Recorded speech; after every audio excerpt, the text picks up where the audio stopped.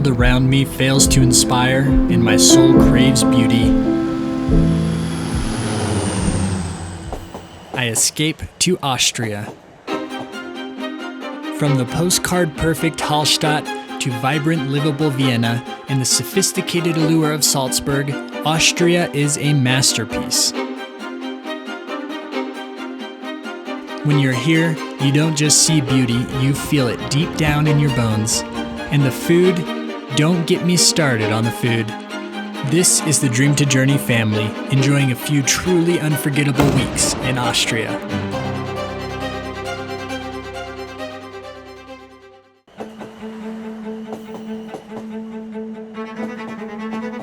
Bad Reichenhall, just a train ride away from Salzburg, checked every box on our list.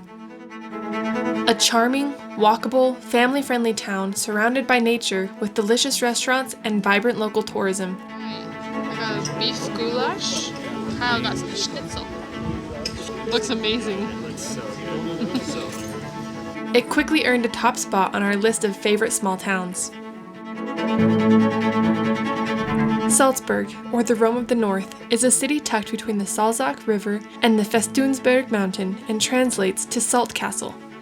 Luckily, much of the famous Baroque architecture and city center were preserved during World War II attacks and helps the visitor today become immersed in historic architecture, culture, and the beauty of classical music.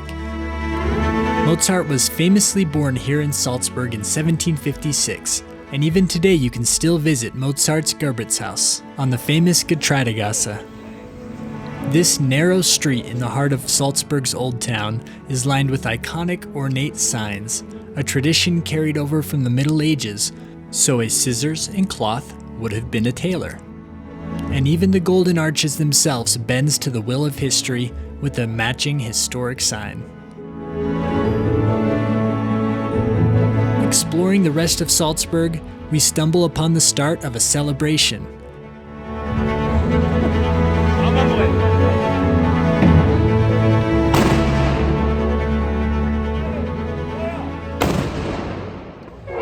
We happen to be here on St. Rupert's Day.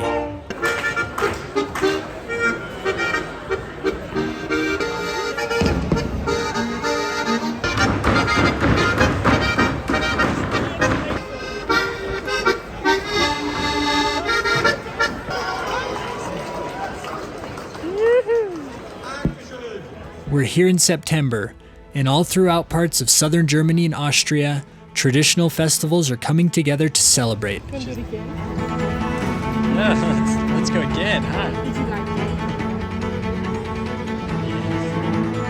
Salzburg has a deep connection to music, but perhaps the best music that rang in our ears was while we sampled some Austrian specialties. Let me know what you think. What do you think, baby? I think I'm very happy. Yeah, I think I like Austria. I think we're gonna like our time here. Sausages, good. Pretzels, good.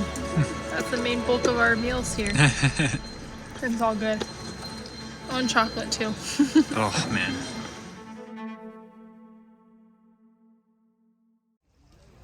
Oh yes.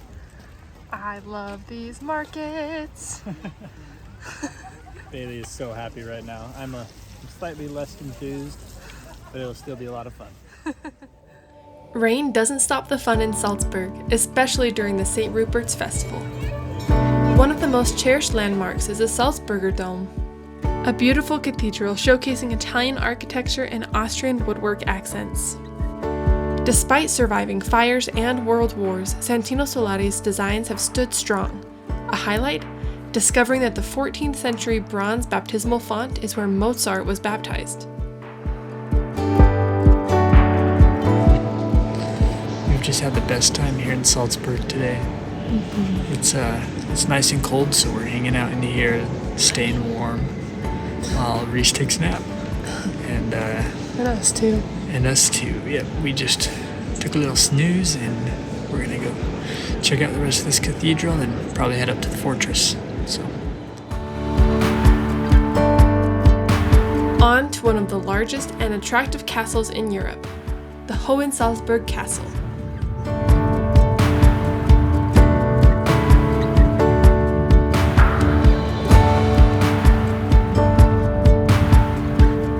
impressive to gaze upon from the ground below and a vista point for stunning sights and sounds of Salzburg from above.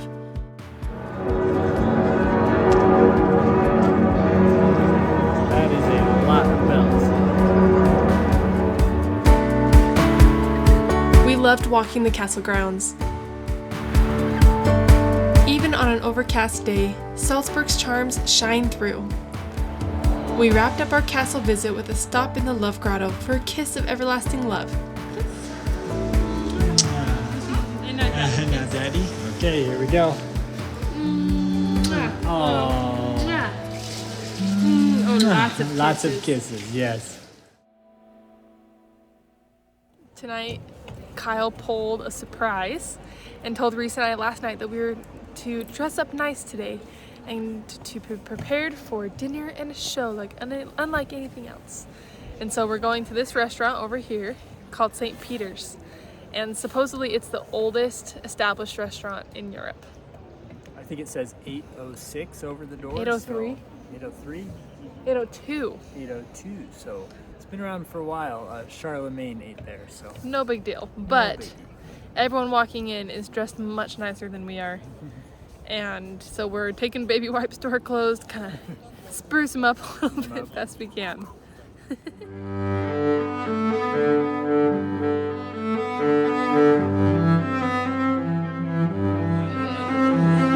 The food was on par with what you would expect for a group dining event, but we did enjoy sampling Salzburger Knockrel, a sweet souffle, while being treated to some classic Mozart.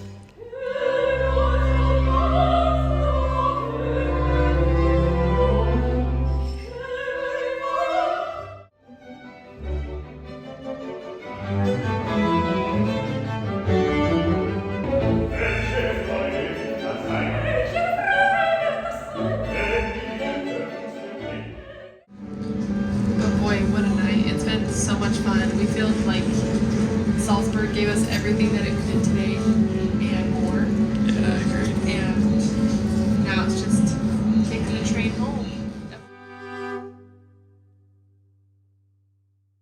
The next morning, we were back near our home base on our way to explore the salt mines of Berchtesgaden.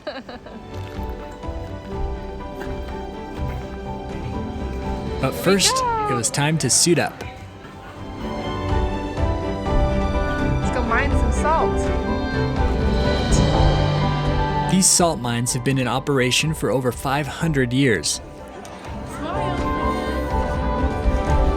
It's salt mines like this that drove the regional economy for centuries.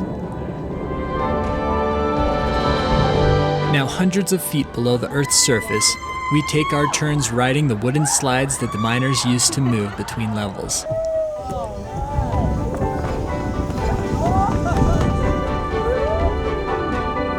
We want to do it again, I think. That was actually pretty steep. It was fun though. I don't think Reese cared for it too much. And what's a tourist trap without a cheesy, introspective light show?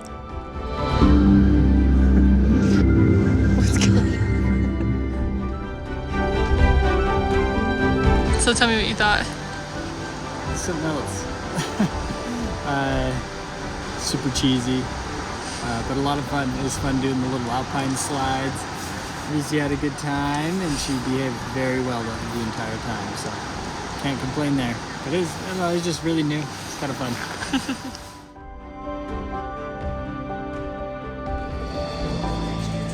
So we're on the train, headed up to Hallstatt.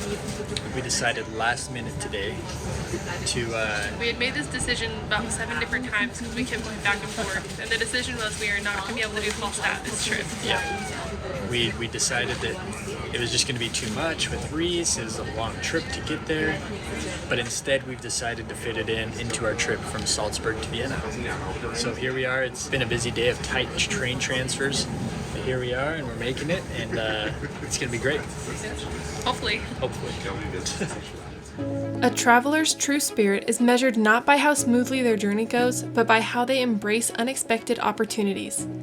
Faced with a choice, stick to our easy plan of moving from Salzburg to Vienna with our toddler, stroller, and luggage, or take a detour to explore the legendary Hallstatt. We took the challenge, hoping it would be worth the effort, and it certainly was.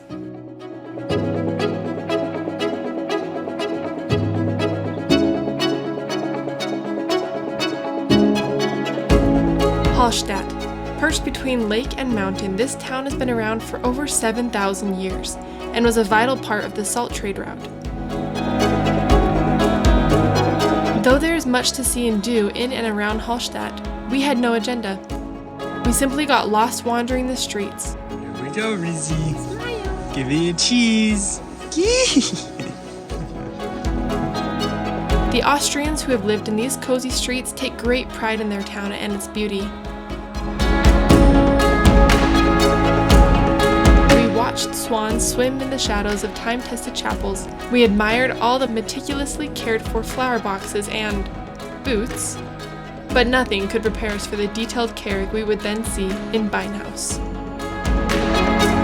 One of the unique attractions in Hallstatt is the Beinhaus, or Bone House, located in the 12th century St. Michael's Chapel and Cemetery.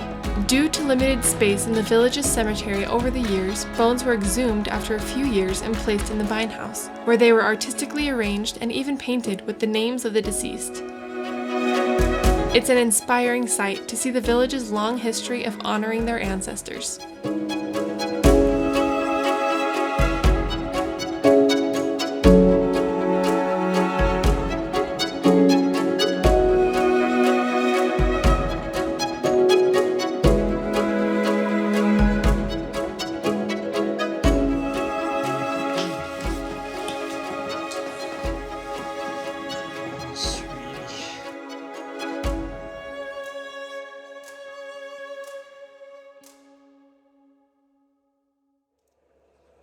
Man, oh man. Are you tired, Bailey? Yeah, I don't blame you there. I'm so tired. That was a long day. It was a long day. I don't think we've ever carried our luggage that long. No. We were just counting up how many trains we went on today. And I think it was somewhere around 11 trains. And like no train for longer than an hour. Yep. So many transfers. I don't know what we were thinking, to be honest. I think our ambition got a hold of us. My ambition specifically. I go along with for the ride. It's always so fun. Right up until 9:45 hits, and if I'm not at home by 9:45. This one wasn't maybe necessarily in the plans to begin with, but is such a fun detour, an absolutely memorable day, absolutely unforgettable. Like we were just in paradise for 2 or 3 hours, and I'm so grateful that we could do that. Yep. And a little bit on a whim. It makes it fun, and it's just a great memory for us. Well, we're exhausted. We're Bailey here's falling asleep as we're talking, and me too. So we're gonna go rest and see more of Vienna tomorrow. So see you then. All right. Tuesday morning here, first day in Vienna, and I'll just do a little walkthrough of our place. We've got our kitchen. We've got a nice big table. Oh man, we haven't had a table this big in a while. Then on into the next room. We've got our little monkey. Hi, Reese. Are you being a little monkey? And then we look out here into our park. So we're gonna go out and explore the city, just kind of check things out a little bit, take Reese to the park, grab some groceries, get ready for the week. So I'm looking forward to it.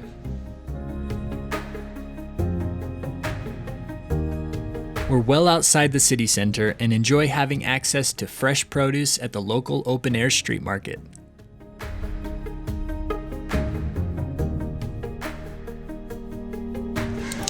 Is there a bite Reese can have? We Of want course. some too. No, it's mine. Let's try. That's smoky. I think we're going to like it here.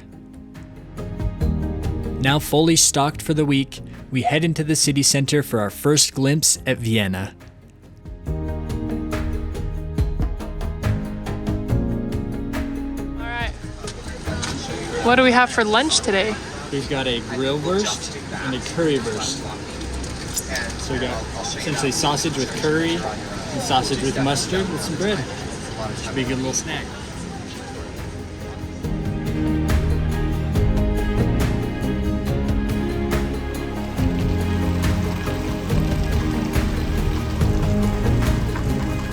St. Stephen's Cathedral dominates the skyline with its colorful tile roof. Much of the current structure dates from the 13th to 15th centuries. During World War II, the cathedral was heavily damaged, with its roof collapsing after being hit by a bomb. The people of Vienna rallied to restore St. Stephen's, and it was reopened in 1952.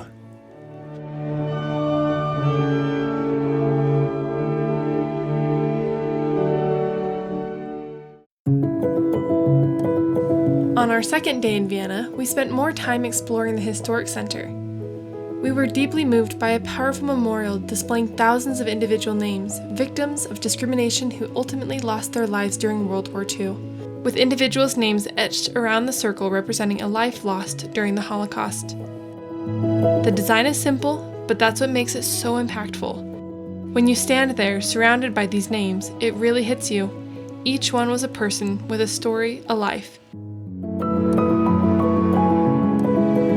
As we continued to roam Viennese neighborhoods, we stumbled upon a celebration dedicated to the poppy seed. Not particularly craving poppy seeds for lunch, we started searching for nearby highly rated restaurants and discovered what became one of our favorite spots in Europe, Café Landmann. We returned multiple times during our stay in Austria's capital, indulging in noon tea pastry samplers, smooth chocolate shakes, vanilla and apple strudel, and Vienna's most famous dessert, the decadent Sachertorte.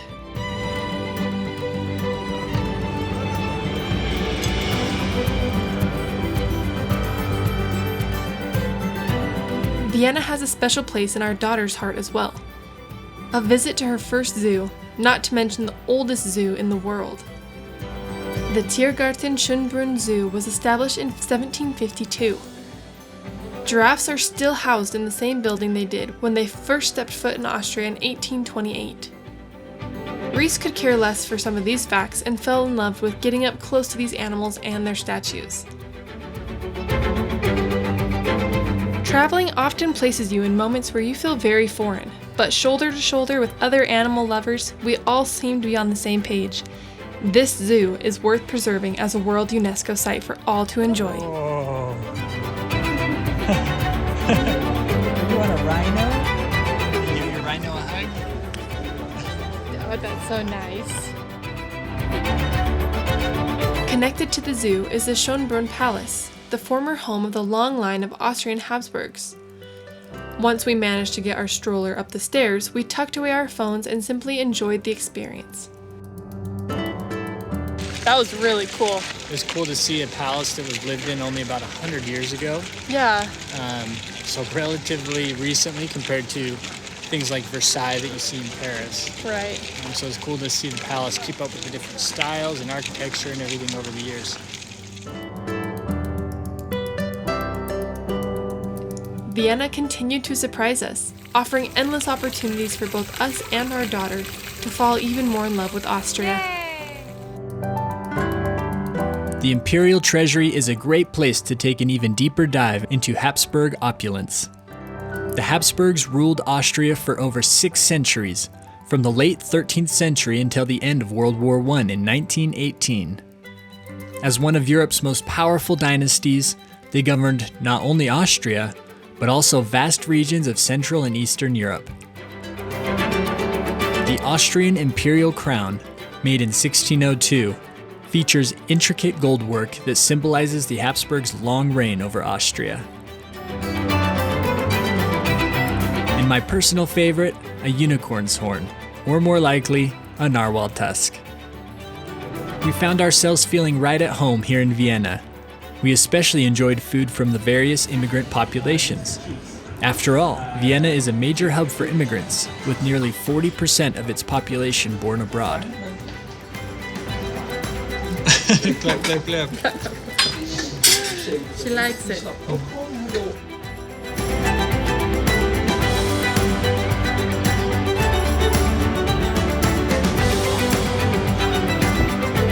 The Kunsthistorisches Museum or Museum of Fine Arts, has to be one of my favorite museums we visited throughout our year in Europe. It is housed in two buildings constructed in the late 1800s specifically to display the Habsburgs' expansive art and antiquities collection. For example, these structural columns in the Egyptian collection are actual Egyptian columns. The museum contains several masterpieces, including works by the Italian greats, such as Caravaggio, and the Dutch Renaissance master, Bruegel. Thanks for joining us on our incredible 3-week journey through Austria. From exploring historic cities to immersing ourselves in cultural activities, we've made unforgettable memories with our daughter that we will cherish forever. If you enjoyed this adventure, journey along with us by subscribing. We'd love to hear about your favorite Austrian experiences in the comments below. And as always, dream big and enjoy the journey. Auf Wiedersehen! What do you see? Should we go?